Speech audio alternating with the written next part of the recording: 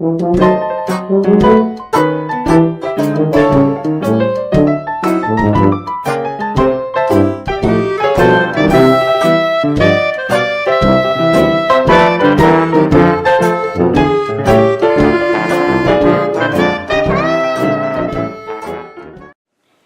everybody, it's Grandmama. Time for another story from a hometown scrapbook.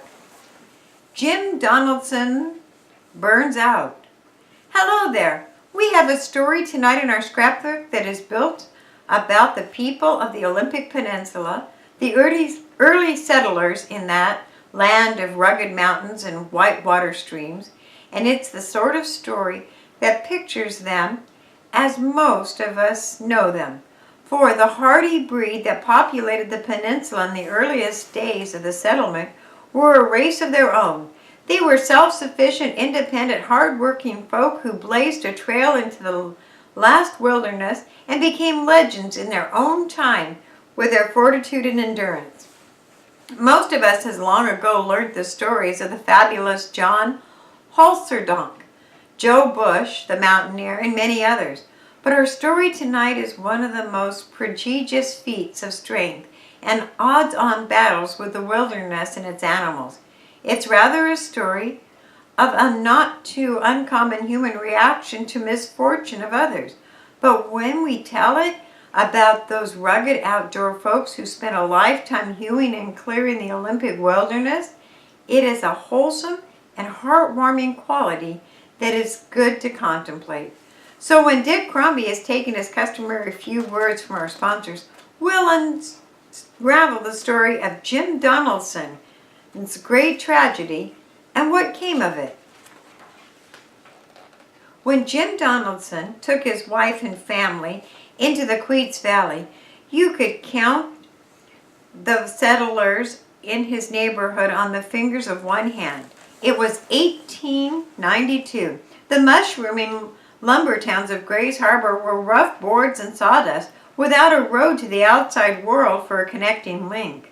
Down along the beaches north of the harbor, there was a scattering of settlements that started at Ohut and spread over the beach from there north to the Tahola Reservation, where Charlie McIntyre, the famous otter hunter, was the Indian agent. From Tahola north, there was the beach broken by the Queets, Quileute, the Hoe. Travel inland was up the rivers and over the faintest of trails, with the tenderfoot warned to keep out. Half a dozen men could say that they had made the crossing of the Olympics from north to south. Fewer still had made the trip from east to west. But it was an inviting country. Maps of the Pacific Northwest that displayed the rich lands of the frontier beckoned to settlers, and those who wanted to settle on the rim of the frontier, on its last wild reaches, looked north and west from the sawdust towns of Grays Harbor for land of their hopes. Jim Donaldson brought his wife and family to Grays Harbor. He hadn't figured on settling here exactly, but he knew there was good country close by, and he wanted to take his time to pick it out. While Jim prospected for lands that were new, he would recognize at a glance. His family lived in Hoquiam. After a 2-week trip into the peninsula, made by steamer to Ohut, overland to Tahola, and then along the beaches and the trails through the thick timber, Jim found the spot. When he arrived back in Hoquiam, he described it to his little daughter Jane as just like a fairyland. A week later, they started their trek to the Promised Land. A wagon was essential, and Jim found a used model for sale with a horse to match. It was loaded till the sideboards bulged, and a cook stove, household furniture, and stock of food, a bolt of calico, and carpenter's chest of mechanics tools, some rudimentary medical supplies, and a couple of trunks that contained the family's personal effects, a cow tied behind, and the family moved down the harbor to retrace the trail that Jim had blazed. It took weeks. En route up the coast, they dug clams to extend their food supply, and at Tahola, they traded trinkets for fish. From Tahola on, the trek of their wagon was only marked in the smooth sandy beach, Jim Donaldson and family were on America's last frontier. Now, to appreciate the life that this pioneer family made for themselves, we have to follow them a ways further.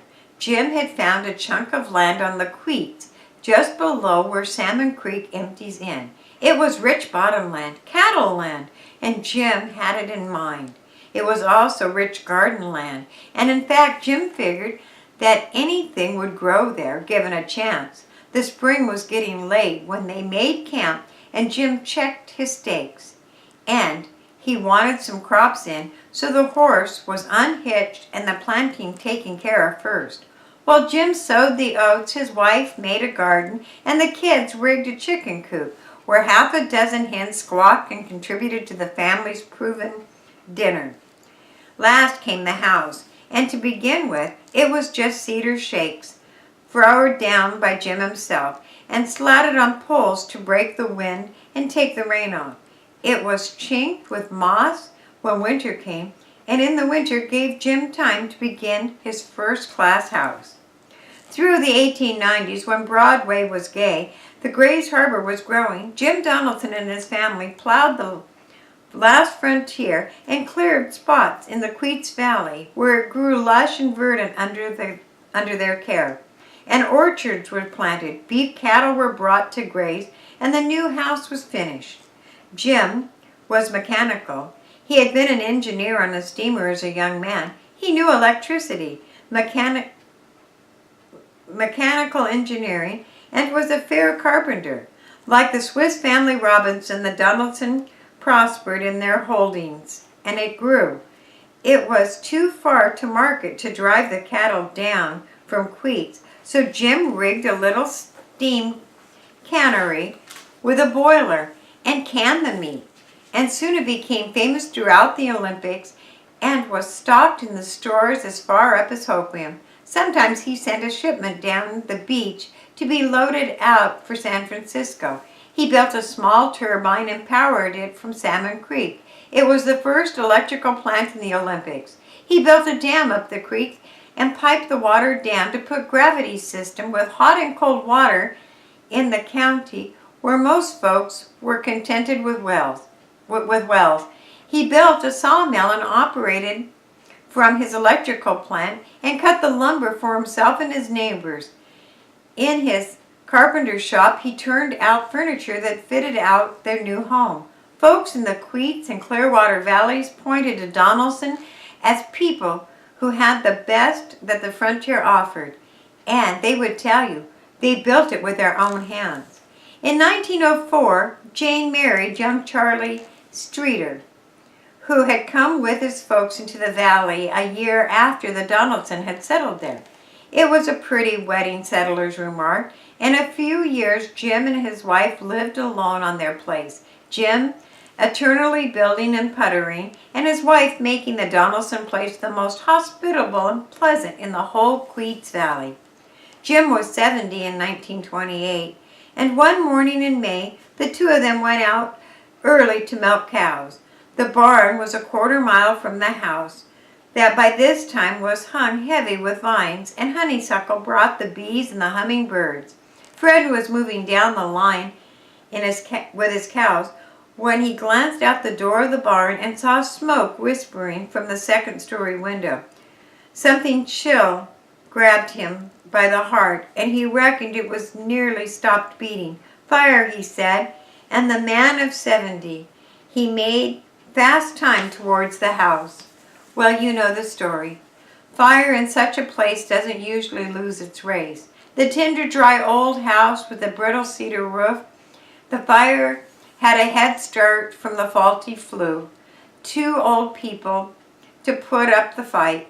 They couldn't even reach the telephone. The kitchen where the party line terminated was a mass of flames. They just carried out what they could of the lifetime making and tried to save the other buildings. But the flames were persistent, and a light breeze came in to work against them. The cannery caught fire and burnt to the ground. A smokehouse was destroyed. The carpenter shop was gone. One by one, the buildings were caught in the spreading flames.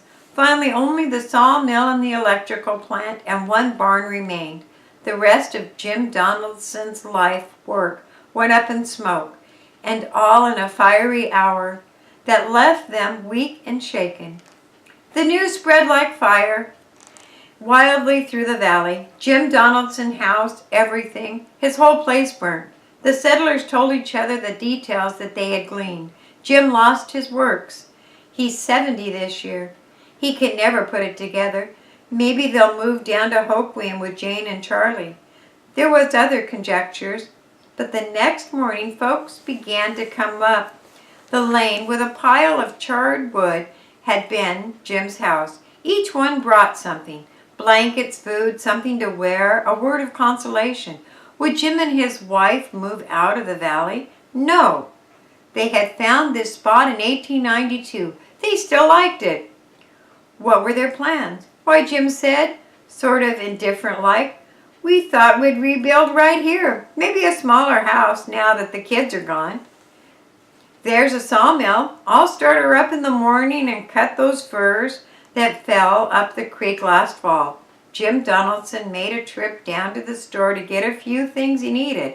He picked them out, and as he picked out his first ones, the ones that he had lost in the fire, tried the edges of the chisel and the teeth of the saw, he hefted the hammers before and picked out one, sighted along the square. Folks passing the Donaldson place in late May of 1928 heard the sounds of a sawmill tearing through the firs and cedar logs. Sometimes they heard the sounds of hammering. They saw the white tent pitch near where the Donaldson house once stood, but they didn't ask any questions. No one told Jim what to do or how to do it. No one had been that presumptuous in the history of the valley. What Jim Donaldson didn't know, few others pretended to. June came, and Charlie, their son-in-law, showed up. He looked things over and asked a few questions and left again. He sharpened his axe and trimmed the timber, and all the time the two of them, on with the milking of their herd and taking care of their late planting, just as though nothing had happened. That is, up until Saturday, June 9th. Then a truck showed rumbling in from Tohola with a load of lumber, and Charlie Streeter right behind. There'll be some more coming, Charlie said, and they drove off again, leaving Jim and his wife a little surprised. Lot of lumber, Jim thought, but it was good for Charlie to send it. It's good to keep me busy putting it up.